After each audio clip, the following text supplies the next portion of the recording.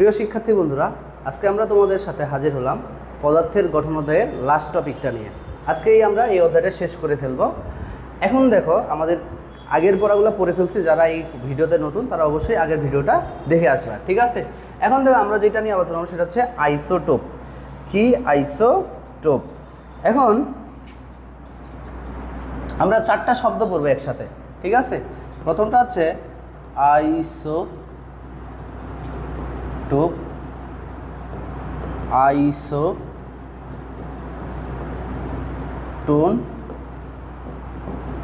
Isobar, আর এটা isomer.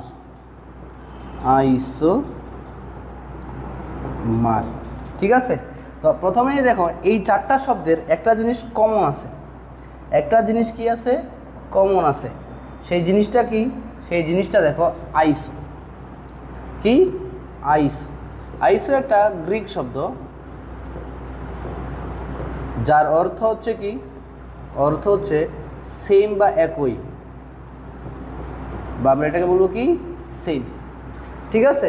তাহলে এখানে কোনো কিছু একটা সেম থাকবে। তাহলে আমরা আইসোটোপের সংজ্ঞা যদি আমরা দেখি, যে সকল মৌলের কি হয়? প দিয়ে মনে করবো, পতে হচ্ছে প্রোটন সংখ্যা একই। প্রোটন সংখ্যা একই, কিন্তু ভর সংখ্যা ও নিউট্রন সংখ্যা কি? নিউট্রন সংখ্যা ভিন্ন। তাদের পরস্পরের কি বলা হয়? তাদের পরস্পরের কি বলা হয়? আইসোটোপ বলে। আইসোটোপ বলে। তাহলে যে সকল মৌলের প্রোটন সংখ্যা একই, কিন্তু কি ভর সংখ্যা এবং নিউট্রন সংখ্যা ভিন্ন। এখন তুমি হিসাব করো, যে ধরো আমি তোমাকে একটা জিনিস দেখাই, এই যে হাইড্রোজেনের আমাদের 7টা আইসোটোপ আছে। হাইড্রোজেন এর কয়টা আইসোটোপ? 7টি আইসোটোপ আছে। আইসোটোপ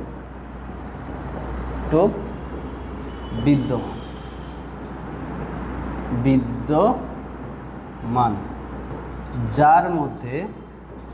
যার মধ্যে প্রকৃতিতে পাওয়া যায় 3টা। প্রকৃতিতে 3টি আইসোটোপ বিদ্যমান পাওয়া যায়, আর বাকিগুলো কি? কৃত্রিমভাবে তৈরি।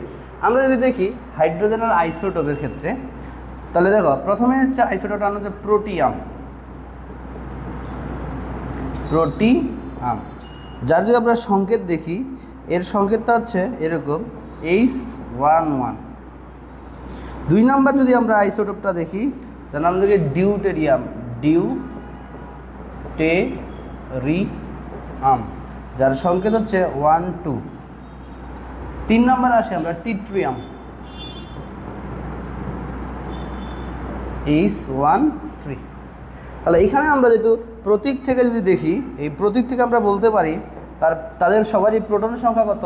এরও প্রোটন সংখ্যা 1, এরও প্রোটন সংখ্যা 1, এরও হচ্ছে কি প্রোটন সংখ্যা 1। তাহলে দেখো, আমরা সংখ্যা বলছিলাম যে সকল মৌলের প্রোটন সংখ্যা একই, এরও 1, এরও 1, এরও 1, কিন্তু তাদের ভর সংখ্যা কত বলো তো? এখানে ভর সংখ্যা কত আছে? 1। তার ভর সংখ্যা 2, তার ভর সংখ্যা কত? 3। কারণ ভর সংখ্যার পরিবর্তন কেন হয়? কারণ তার নিউট্রনের পরিবর্তন আছে তার নিউক্লিয়াসের মধ্যে। আমরা জানি কি নিউট্রন কীভাবে বের করতে হয়? ভর থেকে প্রোটন সংখ্যা বিয়োগ করতে। তাহলে বলো, এখানে প্রোটন 1, ভর 1, 1 থেকে 1 বিয়োগ করলে কত হয়? 1। 2 থেকে 1 বিয়োগ করলে হবে 1, আর এখানে 3 থেকে 1 বিয়োগ করলে 2। তাহলে আমরা দেখো জিনিসটা পাচ্ছি কি, এই যে আমরা 3টা প্রতীক লিখছি, প্রোটিয়াম, ডিউটেরিয়াম এবং টিট্রিয়াম, এদের প্রোটন সংখ্যা কিন্তু একই, 1 1 1, কিন্তু এর ভর সংখ্যা 1, এর 2, এর 3, মানে ভরের সংখ্যা ভিন্ন, এবং এর হচ্ছে কি নিউট্রন সংখ্যাও কি ভিন্ন। তা এই জন্য এদেরকে পরস্পরের কি বলা হয়? পরস্পরের আইসোটোপ বলা হয়। এখন এই যে জিনিসটা বললাম আইসোটোপ, ঠিক আছে, এটা একটু মাথায় রাখবা। এখন পর্যন্ত আবিষ্কৃত আইসোটোপ প্রায় 3000-এর বেশি, 3000। ঠিক আছে, যার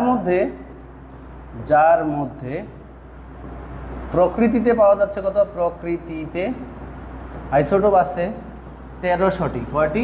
1300টি। আর বাকিগুলো কি হয়েছে? কৃত্রিমভাবে তৈরি করা হয়েছে। এখন এখানে একটা ইম্পর্টেন্ট ইনফরমেশন লিখে রাখবা, যেটা হচ্ছে যে একমাত্র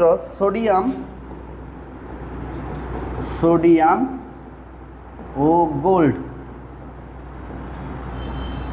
সোডিয়াম বা গোল্ড এর কি থাকে না? আইসোটোপ, একাধিক আইসোটোপ নাই, একাধিক আইসোটোপ নাই। তোমরা যদি ভর্তি পরীক্ষাগুলোতে দেখো, এগুলো প্রশ্ন আসে, নিচের কোনটির আইসোটোপ সংখ্যা 1টি, তখন তোমাকে বলতে হবে সোডিয়াম এবং গোল্ড। অথবা এইভাবে আসতে পারে, নিচের কোনটিতে আইসোটোপ নাই, তখন তুমি বলো সোডিয়াম এবং গোল্ড, এই দুইটার কোনো আইসোটোপ নাই। এখন দেখো আমরা যে এই শব্দটা লিখছিলাম, তাহলে দেখো আইসোটোপ, আইসোটোন, আইসোবার, এই তিনটা জিনিসের মধ্যে দেখো। তাহলে আমরা বলছিলাম না আইসো শব্দের অর্থ কি? সেম বা একই। তাহলে এখানে আমাদের কি সমান ছিল? পতে প্রোটন সংখ্যা সমান। এই ধরনের মৌলগুলোকে আমরা বলছিলাম পরস্পরের আইসোটোপ। যেমন আমরা উদাহরণ দিলাম হাইড্রোজেন, প্রোটিয়াম, ডিউটেরিয়াম, ঠিক আছে, ট্রিটিয়াম। আইসোটোন, তাহলে মনে রাখবো আইসো মানে কি? আইসো মানে সেম, মানে কি সেম? দন্তনত মনে রাখবা। নিউট্রন সংখ্যা একই যেই মৌলগুলো, তাদেরকে বলতেছি আমরা আইসোটোন। যেমন ধরো আমরা তোমাকে উদাহরণ দিই, ফসফরাসের প্রতীক যদি আমরা দেখি, ফসফরাস 1531 এবং সালফার 1632। আমরা নিউট্রন সংখ্যা কীভাবে বের করি? ভর সংখ্যা থেকে প্রোটন সংখ্যা বিয়োগ করব। তাহলে বলো এখানে নিউট্রন সংখ্যা কত হচ্ছে? 16। এখানেও নিউট্রন সংখ্যা 32 থেকে 16 গেলে কত হবে? 16। তাহলে এদের পরস্পরের নিউট্রন সংখ্যা সমান না, এই জন্য এদেরকে পরস্পরের কী বলা হবে? আইসোটোন। এবারে আমরা আসবো আইসোবার।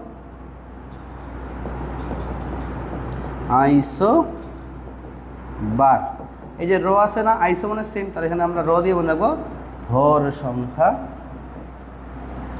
সমান। তাহলে যে সকল মৌলের ভর সংখ্যা সমান তাদেরকে পরস্পরের কি বলা হবে?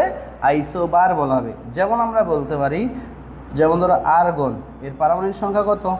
18, কিন্তু ভর সংখ্যা কত? 40।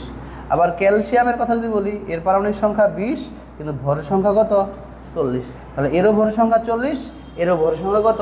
40। এই জন্য এদেরকে পরস্পরের কি বলা হয়? আইসোবার বলা হয়। কি বলা হয় এটাকে? আইসোবার। তাহলে আমরা বলতে পারি এই তিনটা জিনিস আমরা পড়ে ফেললাম, আইসোটোপ, আইসোটোন এবং কি আইসোবার। এখন আমাদের যে নেক্সট টপিকটা আছে, এগুলা থেকে তোমাদের এমসিকিউ প্রশ্ন আসতে পারে যে আইসোটোপ কোনটি, নিচের কোনটি আইসোটোপ, নিচের কোনটি আইসোটোপ, নিচের কোনটি আইসোবার।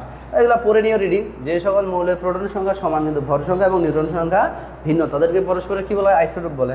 নিচের টেবিলে 3টি পরমাণুর প্রোটন সংখ্যা সমানভাবে দেখানো, যেখানে বলছে যে হাইড্রোজেনের 7টি আইসোটোপ আছে, যার মধ্যে শুধু 3টি প্রকৃতিতে পাওয়া যায়, অন্যগুলো ল্যাবরেটরিতে প্রস্তুত করা হয়েছে। আমরা এটা পড়ে ফেলছি। নাম, 3টার নাম হাইড্রোজেন বা প্রোটিয়াম, সংকেত দেখছি, তার প্রোটন সংখ্যা 1 কিন্তু ভর সংখ্যা 1, কিন্তু হচ্ছে তার নিউট্রন সংখ্যা কত? 0। ডিউটেরিয়ামের ক্ষেত্রে সংকেত D21, তার প্রোটন সংখ্যা 1, ভর সংখ্যা 2, আর নিউট্রন সংখ্যা কত? 2 থেকে 1 বিয়োগ করলে 1। ট্রিটিয়ামের ক্ষেত্রে কী হয়? টি দিয়ে প্রকাশ করছে, ঠিক আছে, 3, তার প্রোটন সংখ্যা 1, তার ভর সংখ্যা 3, কিন্তু নিউট্রন সংখ্যা কত? 2। এবার তোমরা একটু বুঝে নিবা। এবার আসি আমি পারমাণবিক ভর ও আপেক্ষিক পারমাণবিক ভর। এখান থেকে অনেক সৃজনশীল প্রশ্ন আসে, সো একটু ভালো করে দেখতে হবে, ঠিক আছে। আপেক্ষিক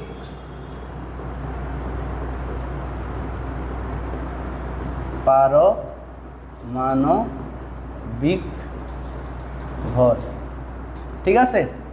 আপেক্ষিক পারমাণবিক ভর আমরা কাকে বলতেছি? তো আমরা যদি দেখি, একটা পরমাণুর ভিতরে প্রোটন, নিউট্রন এবং ইলেকট্রন থাকে, যেখানে প্রোটনের ভর কত?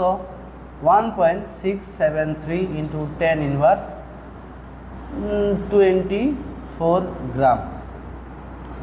নিউটনের ভর কত 1.675 ইন্টু 10 ইনভার্স 24 গ্রাম। আর ইলেকট্রনের ভর কত 9.11 ইন্টু 10 ইনভার্স 31 আচ্ছা 28 গ্রাম 28 গ্রাম। ঠিক আছে, এই যে ভরগুলো আছে, এখন ধরো একটা কার্বন পরমাণু চিন্তা করে, কি কার্বনের পারমাণবিক সংখ্যা কত 6 এবং তার ভর সংখ্যা কত 12, তার মানে তার প্রোটন সংখ্যা আছে 6, নিউট্রন সংখ্যা কত আছে 6 আর ইলেকট্রন সংখ্যা কত 6।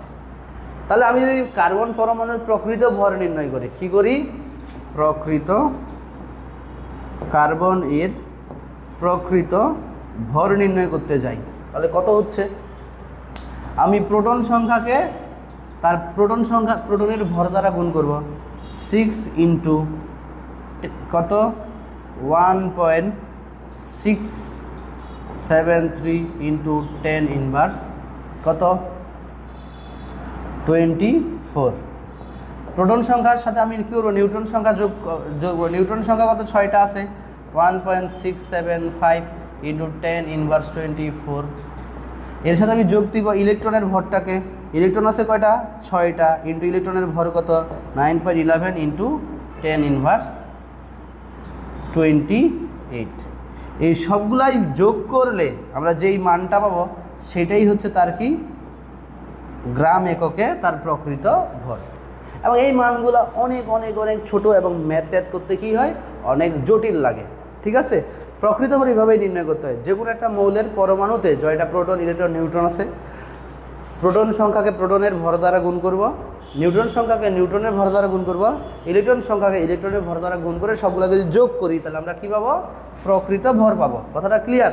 কিন্তু এই মানগুলো যেহেতু অনেক ছোট, এটার জন্য ম্যাথ করতেও জটিল, এই জন্য বিজ্ঞানীর একটা বিশেষ একক বা ভর বলে, যাকে বলে আপেক্ষিক পারমাণবিক ভর। আপেক্ষিক পারমাণবিক ভরটা কি? আপেক্ষিক পারমাণবিক ভর, আপেক্ষিক পারমাণবিক ভর সবসময় মাথায় রাখবা যে আপেক্ষিক শব্দটা মানে তুলনা করে, কোনো না কারোর সাথে এটা কী করছে তুলনা করে। সংজ্ঞাটাকে লিখে ফেলি যে কোনো মৌলের একটি পরমাণুর ভর ও কার্বন 12 আইসোটোপের 1/12 অংশের ভরের অনুপাতকে কি বলা হয়? অনুপাতকে কি বলা হয়? আপেক্ষিক পারমাণবিক ভর বলে। ঠিক আছে, তাহলে কি বললাম আমরা? সূত্র লিখতে পারি না? আপেক্ষিক পারমাণবিক ভর ইকুয়াল টু যে কোনো একটা মৌলের একটি পরমাণুর ভর, একটি পরমাণুর ভর বাই কার্বন 12 আইসোটোপের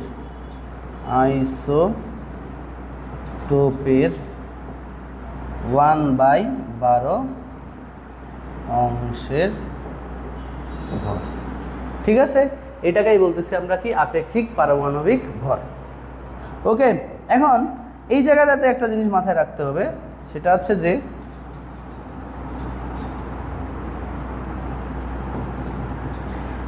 আমরা যদি পরীক্ষা করে দেখি, এই যে কার্বন 12 এর 1/12 অংশের ভর ইকুয়াল টু 1.66 ইন্টু 10 ইনভার্স 24 গ্রাম। ঠিক আছে, এই মানটা তোমাকে কী করতে হবে? মুখস্থ রাখতে হবে। কী করতে হবে? এটাকে মুখস্থ রাখতে হবে। কি বলছি? এইটা তুমি মুখস্থ করে হলো এই মানটা। ঠিক আছে, কার্বন 12 আইসোটোপের 1/12 অংশের ভর আমরা কত পাইছি? 1.66 ইন্টু 10 ইনভার্স 24 গ্রাম। তাহলে আমাদের যদি কোনো সময় ম্যাথ দেয়, কোনো জায়গায় একটি পরমাণুর ভর দিয়ে দেওয়া আছে, তোমাকে বললো যে তার আপেক্ষিক পারমাণবিক ভর নির্ণয় কর। ধরো আমরা একটু বইয়ে চলে যাই, একটু বইয়ে দেখো, এইখানে একটা জিনিস দেওয়া আছে যে দেখো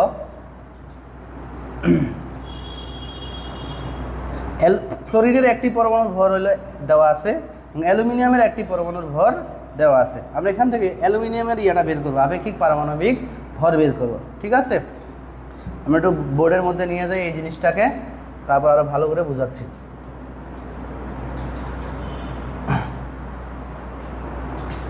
যেমনটা বলছে যে এখানে আমাদের কি আছে, অ্যালুমিনিয়ামের একটি পরমাণুর ভর দেওয়া আছে এইটুকু। কত? অ্যালুমিনিয়াম এর একটি পরমাণুর ভর ইকুয়াল টু কত আছে? 4.482 ইন্টু 10⁻23 গ্রাম। তাহলে বলো তো তার আপেক্ষিক পারমাণবিক ভর কী হবে? আপেক্ষিক পারমাণবিক ভর আমরা কি পড়ছিলাম? সূত্রতে পড়ছি একটি পরমাণুর ভর কত হলে? একটি পরমাণুর ভর কত? যে 4.482 ইন্টু 10⁻23। নিচে দিব আমরা কত? ওই যে বলছে কার্বন 12 আইসোটোপের এত অংশের ভর কত? ওইটার মান 1.66 ইন্টু 10⁻24। ক্যালকুলেশন করলে আমরা কী পাবো? ক্যালকুলেশন পাবো 27। ঠিক আছে, এখন মাথায় রাখবা আপেক্ষিক পারমাণবিক ভরের কিন্তু কোনো একক নাই, এর কোনো কি নাই? একক নাই। এখন প্রশ্ন যদি তোমাকে প্রশ্ন আসে যে আপেক্ষিক পারমাণবিক ভরের একক নাই কেন, তাহলে দেখো আপেক্ষিক পারমাণবিক ভর কিন্তু একটা সমজাতীয় ভর রাশির অনুপাত। উপরেরটাও ভর যার একক হচ্ছে ধরো গ্রাম, নিচেরটাও ভর তার একক হচ্ছে কি? গ্রাম। উপরে নিচে গ্রাম গ্রাম কি হয়? কাটা যায়, এই জন্য তার কি কোনো একক নাই। তাহলে এইভাবে লিখবা, প্রথমে সংজ্ঞা দিবা, সূত্র দিবা, দেওয়ার পরে বলবা যে আপেক্ষিক পারমাণবিক ভর হচ্ছে দুটি সমজাতীয় রাশির অনুপাত, যে কারণে উপরে এবং নিচে আমাদের কি এককগুলো কি হয়? কাটা চলে যায়, যার কারণে এটা একক থাকে না। ওকে, তাহলে এই জিনিসটা একটু ভালো করে দেখে নিও, বা এটা কিন্তু একটা খ নাম্বারের প্রশ্ন। ওকে, তাহলে এইগুলো তোমরা পারবা আশা করি এখন থেকে, যদি কোনো জায়গায় দেওয়া থাকে সেগুলো পারবা। হ্যাঁ, আমি তারপরেও এইটার আসলে মানে one shot CQ class solve ক্লাসটা আমি আগেই দিয়ে ফেলছি। ঠিক আছে, ওখানে আমি আরও কিছু ম্যাথ করাই রাখছি, তোমরা যদি পারো ওই ক্লাসটা দেখে নিও। ঠিক আছে, এখন আমরা আসি আইসোটোপের শতকরা হার থেকে মৌলের গড় আপেক্ষিক ভর নির্ণয়। অর্থাৎ এখানে তোমাকে এমন একটা ম্যাথ দিবে যেখানে তোমাকে বলা থাকবে যে এখানে ধরো কার্বনের 3টা আইসোটোপ আছে বা ক্লোরিনের 2টা আইসোটোপ আছে, যাদের প্রকৃতিতে প্রাপ্তির পরিমাণ পার্সেন্টেজে দেওয়া থাকবে, সেই শতকরা পার্সেন্টেজ থেকে তার আপেক্ষিক পারমাণবিক ভর নির্ণয় করতে হবে। এখন এখানে যদি আমি দেখি তোমার অনেক লেখা, বাট আমি যদি তোমাকে সহজ করে বলি, আইসোটোপের শতকরা পরিমাণ হতে আইসোটোপের শতকরা পরিমাণ হতে গড় আপেক্ষিক পারমাণবিক ভর নির্ণয়। ঠিক আছে, আমি একেবারে ম্যাথ সিস্টেমে করে দিচ্ছি। ধরো আমাদের 2টা আইসোটোপ আছে, ক্লোরিনের 2টা আইসোটোপ, একটা 1735 এবং ক্লোরিন 1737। এই 2টা তোমার কি আছে? আইসোটোপ আছে, যার মধ্যে এইটা প্রকৃতিতে পাওয়া যায় 75% আর এইটা পাওয়া যায় 25%। ঠিক আছে, এভাবে তোমাকে বলছে, তাহলে বলবে ক্লোরিনের আপেক্ষিক গড় আপেক্ষিক পারমাণবিক ভর নির্ণয় করো। তো এখানে আমরা কয়েকটা স্টেপে করব ম্যাথটা, কয়েকটা স্টেপে আমরা ম্যাথটা করব। ঠিক আছে, ওই যে বলছে ধাপ 1-এ আমরা কি করব? ধাপ 1, যার পারমাণবিক ভর তাকে তার পার্সেন্টেজ দিয়ে কি করব? গুণ করব। কি করলাম? ধাপ 1-এ যার পারমাণবিক ভর ইনটু তার শতকরা পরিমাণ। প্রথমে আমরা কী করবো? শতকরা পরিমাণ দ্বারা গুণ করব। 2 নম্বর ধাপে আমরা কি করব? প্রতিটা মৌলের এই যে মানগুলোকে আমরা কি করব? যোগ করব।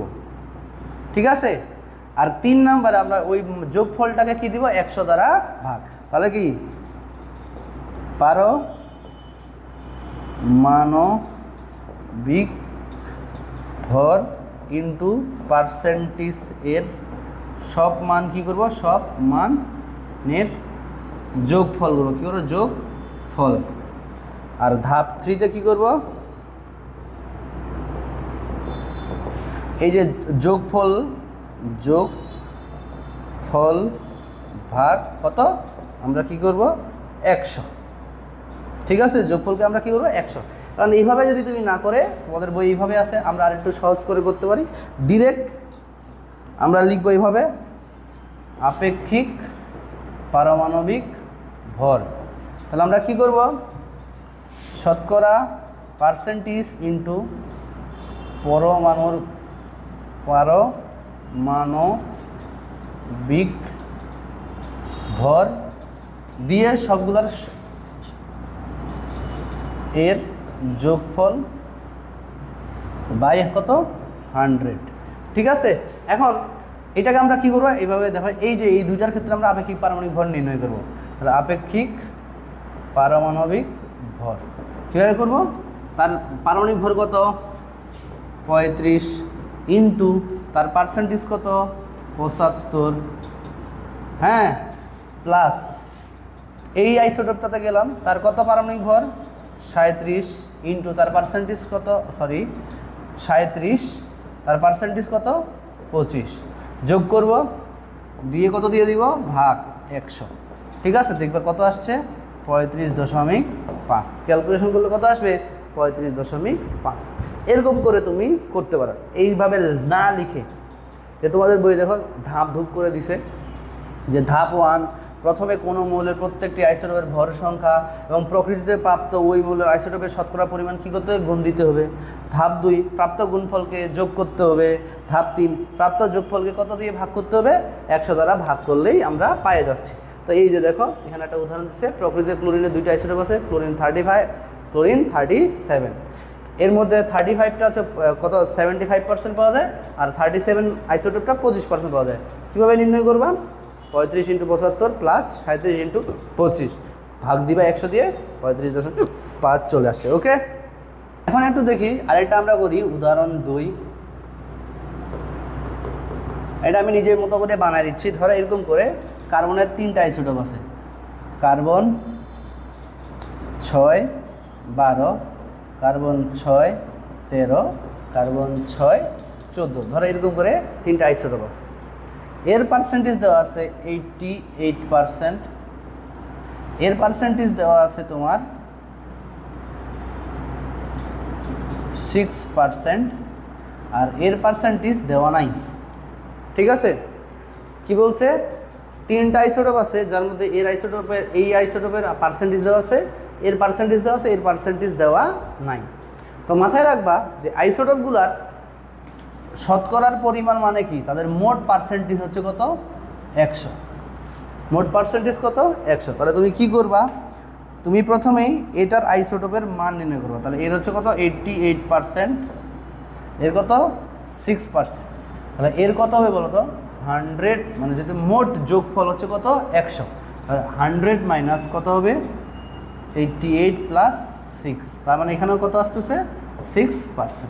তারপরে ওই আগের মতোই কী করবা, আপেক্ষিক পারমাণবিক ভর কীভাবে নির্ণয় করতে হবে, পারমাণবিক ভর ইন্টু তার পার্সেন্টেজ যোগ পারমাণবিক ভর ইন্টু তার পার্সেন্টেজ যোগ পারমাণবিক ভর ইন্টু তার পার্সেন্টেজ, সবগুলোই করে আমরা কত দিয়ে ভাগ দিব, 100 দ্বারা ভাগ করলে দেখব আমাদের উত্তর চলে আসছে। আমরা যদি দেখি, দেখো এখানে কি করতেছি, 12 × 88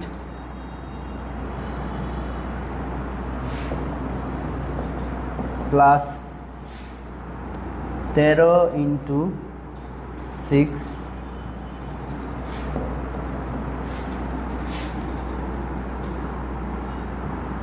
কত হচ্ছে, 14 × 6 ভাগ 100। তাহলে এইটার সাথে আমরা যোগ করব কত, 78 প্লাস 56 ভাগ দিবে কত 100 দিয়ে, তাহলে কত আসতেছে আমাদের মান 12.18। এটাই হচ্ছে এইখানে। তাহলে মানে মনে রাখবা অনেক সময় দেখা যায় যে একটার পার্সেন্টেজ দিছে আরেকটার পার্সেন্টেজ দেয় নাই, বা দুইটার পার্সেন্টেজ দিছে আরেকটার পার্সেন্টেজ দেয় নাই। তাহলে মনে রাখবা এদের টোটাল পার্সেন্টেজ হচ্ছে কত 100, যার দেওয়া থাকবে না বাকি দুইটা যোগ করে 100 থেকে ওইটা বিয়োগ করলে ওইটার মান পায়ে যাব। ঠিক আছে, এই গেল আমাদের কিসের, আমাদের শতকরা পার্সেন্টেজ থেকে কি নির্ণয় করা, আপেক্ষিক পারমাণবিক ভর নির্ণয় করা। এবার আমরা আসবো উল্টাটা, আপেক্ষিক পারমাণবিক ভর থেকে পারমাণবিক ভর হতে আইসোটোপের শতকরা পরিমাণ নির্ণয়, শতকরা পরিমাণ নির্ণয়। ঠিক আছে, এখন দেখো এখানে যে জিনিসটা আসতেছে সেটা হচ্ছে কি, আপেক্ষিক পারমাণবিক ভর হতে আইসোটোপের শতকরা পরিমাণ। উল্টাটা, আগের বার দেওয়া ছিল শতকরার মান, সেখান থেকে আমরা আপেক্ষিক পারমাণবিক ভর নির্ণয় করছি। এইবারে তোমাকে বলবে যে আপেক্ষিক পারমাণবিক ভরও দেওয়া থাকবে, শতকরা পরিমাণ। যেমন আমি তোমাকে বললাম যে অক্সিজেন এর 2টি আইসোটোপ, তার অক্সিজেন 8, 16, অক্সিজেন 8, 17, এই দুইটা আইসোটোপ আছে, যার গড় আপেক্ষিক পারমাণবিক ভর দেওয়া আছে 6.3। তাহলে আইসোটোপ দুটির শতকরার পরিমাণ নির্ণয় করা কি, আইসোটোপ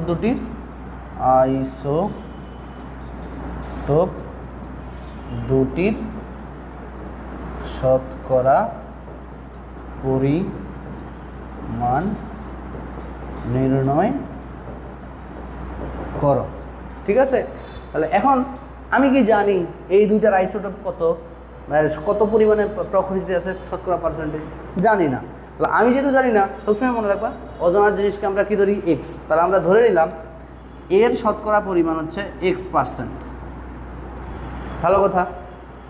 তাহলে আমরা বলছিলাম না আইসোটোপগুলোর মোট শতকরার পরিমাণ কত 100, তাহলে এর যদি X% হয় তাহলে এর কত হবে 100 মাইনাস X%, দুইটাই যোগ করলে আবার কী হয়ে যাবে 100। তাহলে আমি যেহেতু জানি, কি জানি, আপেক্ষিক পারমাণবিক ভর ইকুয়াল টু, ঠিক আছে, আপেক্ষিক পারমাণবিক ভর ইকুয়াল টু পারমাণবিক ভর ইন্টু তার পার্সেন্টেজ প্লাস পারমাণবিক ভর ইন্টু তার পার্সেন্টেজ বাই কত, বাই হচ্ছে 100। তো দেখো এখানে আপেক্ষিক পারমাণবিক ভরের মান কি আছে আমার দিয়ে দেওয়া আছে, কত দেওয়া আছে 16.3 ইকুয়াল টু, এখানে কত হবে 16x গুণ করলে প্লাস 1700 মাইনাস 17x বাই কত হচ্ছে 100। এখান থেকে আমরা আর গুণ করতে পারি না, আর গুণ, এখানে 1630 ইকুয়াল টু, এখানে তো 1700 আছেই, মাইনাস কী হবে এক্স, কারণ 16x আর এখানে 17x, মাইনাস এক্স থাকতেছে। তাহলে আমরা কি পাচ্ছি এখানে, এই যে 1700xটা আমরা এই এক্সটাকে এই পাশে নিয়ে আসলাম, আর 1700 তো আছেই, আর এইটা এদিকে বিয়োগ হয়ে গেল, আর আলটিমেটলি কত হলো 17%। তার মানে এক্স ইকুয়াল টু 17%। তার মানে কি, এটা অক্সিজেন 816 এর শতকরা পরিমাণ কত এইটা। তাহলে আমাদের অক্সিজেন 817 এর শতকরা পরিমাণ কত হবে, শতকরা পরিমাণ কেমন নির্ণয় করব, 100 মাইনাস এক্স, 100 মাইনাস 17, তাহলে কত হবে 70 যদি হয় তাহলে হচ্ছে 30 এত %। তাহলে এভাবেই আমরা কি করব, আপেক্ষিক পারমাণবিক ভর থেকে শতকরার পরিমাণ নির্ণয় করতে পারি। আরও জটিল কিছু মেথড আছে, আমি তো বললামই, আমি তোমাদের এর আগেই একটা এটার উপরে সিকিউ সলভ ক্লাস করে রাখছে, ঠিক আছে? ওইটা যদি তুমি করো তোমার সব সৃজনশীল সব বোর্ড কোশ্চেন শেষ হয়ে যাবে, ঠিক আছে? এবার আমরা দেখি আমাদের লাস্ট টপিক, এই যেগুলো তোমরা করে ফেলছি সেটা হচ্ছে কি, লাস্ট টপিক হচ্ছে তেজস্ক্রিয় আইসোটোপ এবং তাদের ব্যবহার। এখানে বলতেছে তেজস্ক্রিয় আইসোটোপ বলতে কাগজ, তোমরা জানো তেজস্ক্রিয় মৌল যে সকল মৌল থেকে অনবরত কি হচ্ছে আলফা বিটা গামা রশ্মি নির্গত হয় স্বতঃস্ফূর্তভাবে, তাদেরকেই বলা হচ্ছে কি তেজস্ক্রিয় মৌল। আর যে সকল আইসোটোপ থেকে এরকম আলফা বিটা এবং গামা রশ্মি নির্গত হবে তাদেরকেই বলবো আমরা কি তেজস্ক্রিয় আইসোটোপ। এখন পর্যন্ত 3000-এর সংখ্যক বেশি আইসোটোপ সম্পর্কে জানা গেছে। এদের মধ্যে কিছু প্রকৃতিতে পাওয়া যায়, আমি আগেই বলছি 1300টার মতো প্রকৃতিতে পাওয়া যায়, আর বাকিগুলো গবেষণাগারে তৈরি করা হয়েছে। এবং বিভিন্ন আইসোটোপ এবং তাদের তেজস্ক্রিয়তা নিয়ে তোমাদের পদার্থবিজ্ঞানের বই বিস্তারিত আলোচনা আছে, এখানে জাস্ট আমরা একটু আলোচনা করছি যে তেজস্ক্রিয় আইসোটোপ কোন কোন কাজে ব্যবহার করা হয়। চিকিৎসা ক্ষেত্রে ব্যবহার করা হয়, চিকিৎসা ক্ষেত্রে দুইভাবে ব্যবহার করা হয়, একটা রোগ নির্ণয়ে আর একটা রোগ নিরাময়ে, ঠিক আছে? এখন ধরো রোগ নির্ণয় কিভাবে করা হয়, যে আইসোটোপ ব্যবহার করে রোগাক্রান্ত স্থানের ছবি তোলা হয়, আর এই পদ্ধতিতে ইনজেকশনের মাধ্যমে তেজস্ক্রিয় আইসোটোপে টেকনিশিয়ান 99 শরীরে প্রবেশ করায় দেওয়া হয়। এবং এই যে আমরা জানি যে আমাদের শরীরে তেজস্ক্রিয় আইসোটোপের তেজস্ক্রিয়তার প্রভাব আছে, মানে এটাকে ব্যাড ইম্প্যাক্ট আছে, তেজস্ক্রিয় আলো যদি আমাদের শরীরে প্রবেশ করে তাহলে আমাদের অনেক ক্ষতি হইতে পারে।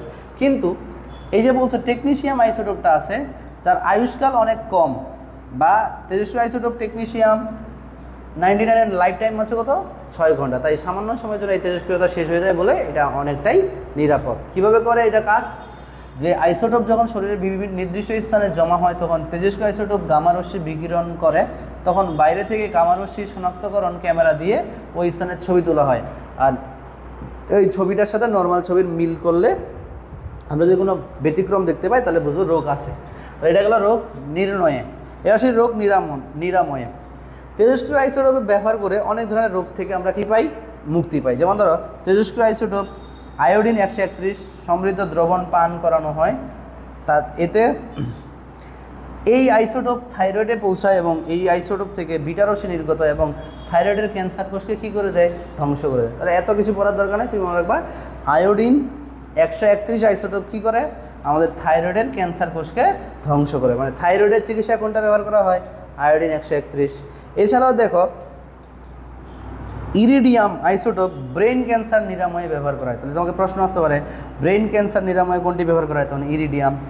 টিউমারের উপস্থিতি নির্ণয় ও নিরাময়ে তেজস্ক্রিয় আইসোটোপ হিসেবে কোনটা, কোবাল্ট 60। তাহলে টিউমারের চিকিৎসা কোনটা ব্যবহার করা হয়, কোবাল্ট 60, ঠিক আছে? তাহলে লেখা আছে কোবাল্ট 60 থেকে নির্গত গামা রশ্মি ক্যান্সারের কোষকে কী করে দেয়, ধ্বংস করে দেয়। এছাড়াও রক্তের লিউকেমিয়া রোগের চিকিৎসায় ব্যবহার করা হয় কোনটা, P52, ঠিক আছে? এমসিকিউর জন্য খুবই ইম্পর্টেন্ট। এরপরে দেখবা কোথায় কৃষিক্ষেত্রে ফলের পুষ্টিতে, তারপরে ক্ষতিকর পোকামাকড় নিধন করতে, এগুলো তোমরা একটু নিজেরাই রিডিং করে নিও, ফলের মান উন্নয়নে, এছাড়াও বিদ্যুৎ উৎপাদন কেন্দ্রে, এগুলো নিয়ে তোমরা একটু পড়বা। তেজস্ক্রিয় আইসোটোপের কিছু ক্ষতিকারক প্রভাবও আছে, ঠিক আছে? যেটা আমাদের খালি যে রোগ নির্ধারণ করে রোগ নিরাময় করে এমনটা না, এটার জন্য আমাদের অনেক কিছু ক্ষতি হইতে পারে। এগুলো আমি এত বেশি কথা বলতেছি না, কারণ এগুলো তোমাদের নিজস্ব রিডিং করার ব্যাপার, তোমরা অবশ্যই রিডিং দিবা, রিডিং দিলেই সব কিছু বুঝে ফেলবা, ঠিক আছে? এই অধ্যায়টা আমাদের শেষ। আমি তোমাদের একটা জিনিস দেখাই, যে আমি তোমাদের জন্য একটা সাজেশন বানাইছি, প্রতিটা অধ্যায়ের উপরে এভাবে জ্ঞানমূলক প্রশ্ন যতগুলো আছে, অনুধাবনমূলক প্রশ্ন যতগুলো আছে, এরপরে আমরা যদি দেখি জ্ঞানমূলক অনুধাবনমূলক প্রশ্নের পরে আমরা কিছু